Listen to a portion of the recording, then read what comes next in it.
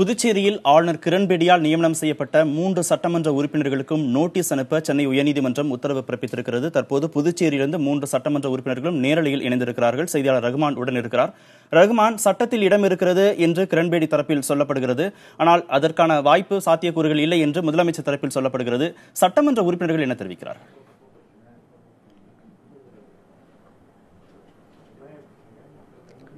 கண்டிப்பாக கார்த்திகேயன், அதாவது 3 பேர், அதாவது பாரதிய ஜனதா கட்சி சேர்ந்த அதனுடைய தலைவர் சாமிநாதன் உள்ளிட்ட சங்கர், செல்வ கணபதி ஆகியோர் நியமன உறுப்பினர்களாக மத்திய அரசு அறிவித்ததன் தொடர்ந்து நேற்று இரவு துணைநிலை ஆளுநர் கிரண்பேடி இவர்களுக்கு பதவி பிரமாணம் செய்து வைத்தார். இந்த நிலையிலே, அதாவது கடந்த 4 தினங்களுக்கு முன்பாக காங்கிரஸ் கட்சியை சேர்ந்த சட்டமன்ற உறுப்பினர் லட்சுமி நாராயணன் ஒரு பொதுநல வழக்கு தொடர்ந்தார். அதாவது மாநில அரசுடைய, அதாவது அமைச்சருடைய அனுமதி இல்லாமல் இது போன்ற ஒரு நியமனம் செய்யக்கூடாது என்று தெரிவித்திருந்தார். இந்த நிலையிலே நேற்று இந்த உத்தரவுக்கான அரசாணையை புதுச்சேரி அரசு வெளியிட்டது. இதனைத் தொடர்ந்து இந்த வழக்கு இன்று உயர்நீதிமன்றத்துக்கு வந்திருக்கின்றது. இந்த உயர்நீதிமன்றத்தில் இந்த வழக்கை பொறுத்தவரை, அதாவது பதவியேற்றுக் கொண்டிருக்கக்கூடிய 3 சட்டமன்ற உறுப்பினர்களுக்கும் மாநில அரசுக்கும் மற்றும் மத்திய அரசுக்கும் விளக்கம் கேட்டு உயர்நீதிமன்றம் நோட்டீஸ் அனுப்பியிருக்கின்றது. இந்த வழக்கை பொறுத்தவரை தொடர்ந்து, அதாவது பல்வேறு குற்றச்சாட்டுகள் இந்த விவகாரத்தை பொறுத்தவரை ஆளுங்கட்சி தரப்பிலும் எதிர்க்கட்சி தரப்பிலும் சொல்லப்பட்டு வருகின்றது. நாம் இது குறித்தே தற்போது சட்டமன்ற உறுப்பினராக பதவியேற்றுக் கொண்டிருக்கக்கூடிய பாஜகவுடைய மாநில தலைவருமான சாமிநாதன் இருக்கின்றார். நாம் கேட்போம். அதாவது இந்த வழக்கை பொறுத்தவரை, அதாவது இன்று நீதிமன்றத்தில் வந்த வழக்கை பொறுத்தவரை இதற்கு நோட்டீஸ் விளக்கம் கேட்டிருக்கிறாங்க. இதை பற்றி உங்களுடைய கருத்து சொல்லுங்க. அடிப்படையிலே இந்த வழக்கு என்பது புதுச்சேரியில் காங்கிரசினுடைய கோஷ்டி பூசலுக்காக காங்கிரசினுடைய நியமன எம்எல்ஏ அவர்களை திருப்திப்படுத்துவதற்காக புனையப்பட்ட வழக்கு.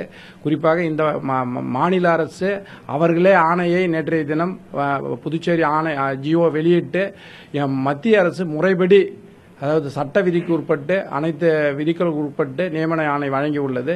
இதில் நீதிமன்றம் செல்வதற்கு என்ற பேச்சுக்கே இடமில்லை. அவர்கள் இந்த நீதிமன்றம் என்பது மத்திய அரசுக்கு எதிரானது, சட்ட விதிமுறைக்கு எதிரானது. குறிப்பாக புதுச்சேரியினுடைய ஒட்டுமொத்த மக்களுடைய நலனுக்கு எதிராகவே பாரதிய ஜனதா கட்சி கருதுகிறது. அதாவது சபாநாயகரை பொறுத்தவரை ஒரு கருத்து சொல்லப்படுகிறது. நேற்று நீங்கள் சொன்னீங்க, அதாவது சபாநாயகர் இதை காலம் தாழ்த்தினார், இதனால தான் நாங்கள் போய் ஆளுநர்கிட்ட போய் நாங்கள் பதவியேற்றுட்டோம்.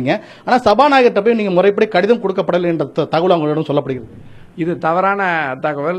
பத்திரிகையாளர் முழுவதுமே அங்கே அந்த வளாகத்தில் இருக்கும்போது நாங்கள் முழுமையான ஆர்டர் காட்டினோம். அவர் துறை செயலாளர்களிடம் அதை கொடுக்க சொல்லி 4 மணி அளவில் பதவி பிரமாணம் என்று அவர்தான் கூறினார். முறைப்படியான கடிதம் சீலிட்ட, அதாவது நாங்கள் கொடுத்தது அவர் சீலிட்டே கொடுத்துக்கிறார், டேட் போட்டு. அதாவது இந்த விவகாரத்தை பொறுத்த வரைக்கும், அதாவது பதவி பிரமாணம் செய்து வைப்பதற்கு சபாநாயகருக்கு மட்டும்தான் அதிகாரம் இருக்குன்னு முதலமைச்சர் கூட சொல்லியிருக்காரு. அப்படிங்கும்போது ஆளுநர் இதற்கு பதவி பிரமாணம் செய்து வைப்பதற்கு சட்டத்தில் வழி இருக்கின்றதா?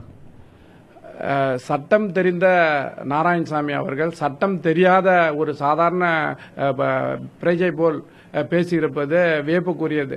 அதாவது அவர் நாராயணசாமி அவர்கள் அனைத்து சட்ட விதிகளும் தெரியும். 1990 சந்திரவதி அவர்கள் ஆளுநராக இருக்கும்போது இதே மாதிரி ஒரு நிகழ்வு நடந்தது. ஆளுநர் அவர்களே நியமன எம்எல்ஏவுக்கு சட்டமன்ற உறுப்பினராக பதவி பிரமாணம் செய்யப்பட்டுள்ளது. மேலும் இந்த மாநிலம் யூனியன் பிரதேசம் என்பதால் ஆளுநர் என்பது அனைத்து அதிகாரமும் உட்பட்டவர். ஆளுநர் அவர்கள் சட்டமன்ற உறுப்பினருக்கு சட்டமன்றம் கூடுவதற்கு முன்பு அவரே பதவி பிரமாணம் செய்கின்ற விதி இருக்கும்போது யூனியன் டெரிட்டரி புதுச்சேரியினுடைய விதிப்படி ஆளுநர் அவர்களுக்கு முழுமையான அதிகாரம் உள்ளது. அதாவது இப்ப நீங்க அடுத்த சட்டம் நீங்க இருக்கீங்க, அதாவது இதுல உங்களுக்குள்ளே இருவருக்கு மேல வழக்குகள், பல்வேறு வழக்குகள் இருக்கின்றன. இந்த நிலையில எப்படி பதவி பிரமாணம் எடுத்துக்கொள்ள முடியும் அப்படிங்கிற ஒரு சர்ச்சை எழுந்திருக்கு. இதை பத்தி உங்களுக்கு கருத்து சொல்லுங்க. என் மேல இதுவரைக்கும் எந்த வழக்கும் நிலுவையில் எந்த வழக்கும் கிடையாது. எனக்கே இதுவரைக்கும் நோட்டீஸும் ஒன்றும் வரல. அது எந்த வழக்காக இவர்கள் பொய் வழக்காக ஜோடித்திருப்பார்கள் என்பது எனக்கு தெரியாது. ஆனால் என்னை பொறுத்த வரைக்கும் எந்த வழக்கும் என் மேல் இல்லை. நீங்க சொல்லுங்க, இந்த வழக்கை நீங்க எப்படி எதிர்கொள்ள போறீங்க உயர்நீதிமன்றத்தில்? என்னுடைய மேலையும் தனிப்பட்ட முறையில் எந்தவித வழக்கும் கிடையாது. இந்த லாசுப்பேட்டை திரௌபதமின் தேவஸ்தானத்தினுடைய அதனுடைய சொத்தினை பாதுகாப்பதற்காக அறங்காவல் வாரிய செயலாளர் என்ற முறையிலும் தலைவர் என்ற முறையிலும் சில நடவடிக்கைகளை எடுத்தோம். அங்கிருந்தவர்கள் இந்த நிர்வாகத்திற்கு எதிராக சில வழக்குகளை தொடுத்திருக்கின்றார்கள். அந்த வழக்குகளை கோர்ட்டில் தள்ளுபடியும் செய்துவிட்டார்கள்.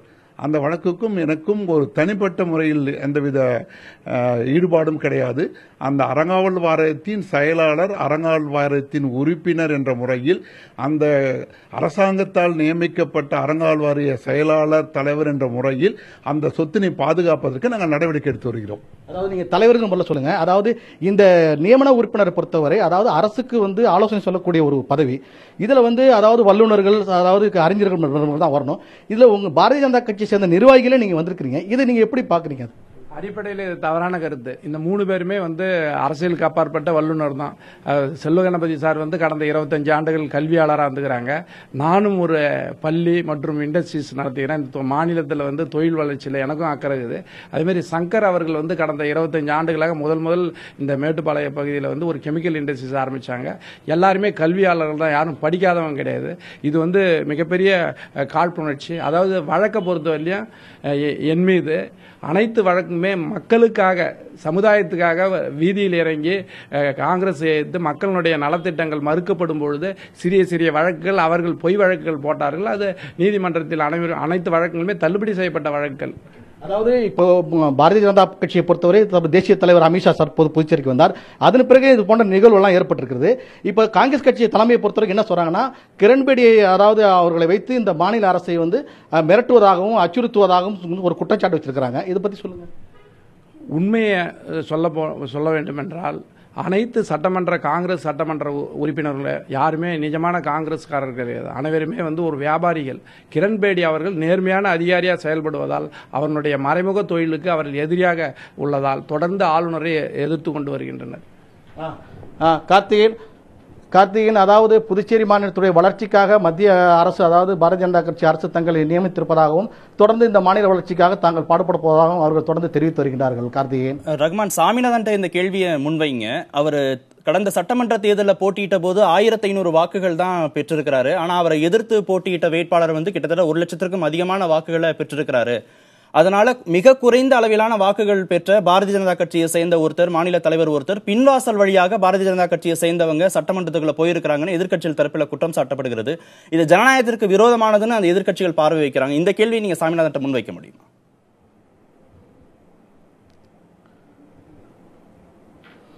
கண்டிப்பா. அதாவது எப்படின்னா, நீங்க கடந்த சட்டமன்ற தேர்தலில் போட்டிக்கிட்டீங்க. அதாவது மிக குறைவான வாக்குகள் தான் எடுத்திருக்கிறீங்க. வாக்குகள் எடுத்து தோல்வி அடைஞ்சிருக்கிறீங்க. இந்த நிலையில நீங்க ஜனநாயக ரீதியில் எப்படி இந்த பதவியை ஏற்றுக்கொள்ள முடியும்? இதைத்தான் குற்றம் சாட்டுறாங்க. அதாவது எதிர்கட்சியை பொறுத்த வரைக்கும், அதாவது தோல்வி அடைந்தவங்க, அதாவது குறுக்கு வழியில் இந்த பதவியை பிடித்தது எந்த விதத்தில் நியாயம் என்பது கேட்கிறாங்க. அதாவது தோல்வி அடைந்தவருக்கு பதவி கொடுக்கணுன்றது விதி இல்லை. அதே டைம்ல நாங்கள் நேர்மையான முறையில் சட்டமன்றத்தை சந்திச்சோம். காங்கிரஸ் இன்னைக்கு நாராயணசாமி அவர்கள் 50 கோடி ரூபாய் இருக்கிற காங்கிரஸ் எல்லாம் தொகுதிக்கு 10 கோடி ரூபாய் மக்களை விலை கொடுத்து வாங்கியவர்கள் காங்கிரஸ்காரர்கள். எனவே நாங்கள் நேர்மையான அடிப்படையில் நாங்கள் மக்களை சந்தித்தோம். 8.5% தனித்து நின்று போட்டியிட்டோம்.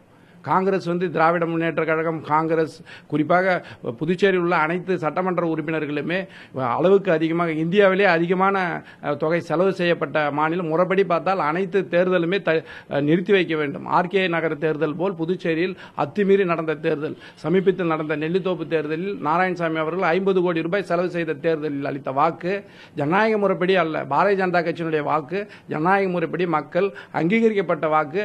தனித்து நின்று போட்டியிட்டோம். அதாவது நான் ஏற்கனவே ஒரு கேள்வி கேட்க நினைச்சிருந்தேன். அதாவது உங்களுக்கு மத்திய அரசு நியமனம் செய்ய வேண்டி பரிந்துரைத்திருக்கின்றது. மாநில அரசும் அதற்கான அரசாணையை அவங்களே வெளியிட்டாங்க. இவ்வளவு அவசரமா பதவி ஏற்கிறதுக்கான காரணம் என்ன? அதாவது யாருமே வரவில்லை, தனிச்சா பத்திரிகையாளர் கூட அந்த வளாகத்திற்கு அனுமதிக்காமல் அவசரமாக ஆளுநர் உங்களுக்கு பதவி பிரமாணம் செய்திருப்பதற்கான அவசியம் என்ன? இது மரபு. கடந்த நியமன சட்டமன்ற உறுப்பினராக என்ஆர் காங்கிரஸ் ஆட்சியில் அதாவது ஆணை வந்த அடுத்த 5 நிமிடங்களிலே பதவி ஏற்கப்பட்டது. நானும் உடன் இருந்தேன். அதாவது ஒரு ஆணை கிடைத்த உடனே பதவி ஏற்பு என்பது மரபு. அதனால ஆணை கிடைத்து 1 மாதம் 15 நாள் என்பது இதற்கு விதிவிலக்கு அல்ல. உடனடியாக சந்தர்ப்பம் கிடைத்தது. உடனடியாக எங்களுடைய பணியை துவக்குவதற்கு ஏதுவாக இருந்தது. மேலும் இந்த மாநிலம் யூனியன் பிரதேசம் என்பதால் அனைத்து நிதி நிர்வாகங்களும், சமீபத்தில் பாரத பிரதமர் நரேந்திர மோடி அவர்கள் ஸ்மார்ட் சிட்டி பெட்டிக்கு பல்லாயிரக்கணக்கான கோடி ஒதுக்கி உள்ளார். இந்த சீர்திருத்தத்தை கடந்த 50 ஆண்டுகள் ஆண்ட காங்கிரஸ் தொடர்ந்து மத்திய தணிக்கை குழு பல முறைகேடுகள் இந்த மத்திய அரசினுடைய நிதியை புதுச்சேரி மாநிலம் பல வகையில் மக்களுடைய வரிப்பணத்தை சீரழித்து ஊழல் செய்துள்ளது. அதை கண்காணிக்க ஒரு நேர்மையான அனுபவம் வாய்ந்த படித்த 3 சட்டமன்ற உறுப்பினர் நியமனம் பண்ணி வருகின்ற ஸ்மார்ட் சிட்டி நேர்மையான முறையில் மக்களுக்கு சென்றடையவே பாரத பிரதமர் நரேந்திர மோடி இந்த நியமனத்தை கொண்டு வந்தார் என்பது பொதுமக்களுடைய கருத்து. கண்டிப்பா கார்த்திகேயன், அதாவது இது தொடர்பாக இன்று காலை கிரண்பேடி கூட வாட்ஸ்அப் மூலம் அவர் இதற்கான விளக்கம் அளித்திருக்கின்றார். அதாவது அந்த 3 நியமன உறுப்பினர்களை நியமிப்பதற்கு மத்திய அரசுக்கு, அதாவது யூனியன் பிரதேச சட்டப்படி அவர்களுக்கு முழு அதிகாரம் இருக்கின்றது. அதாவது ஆளுநர் என்பவர் புதுச்சேரியுடைய ஒரு தலைமை நிர்வாகி, அந்த வகையிலே நான் அவர்களுக்கு பதவி பிரமாணம் செய்து வைத்தேன் என்ற விளக்கத்தையும் அவர் தெரிவித்திருக்கின்றார். கார்த்திகேயன்.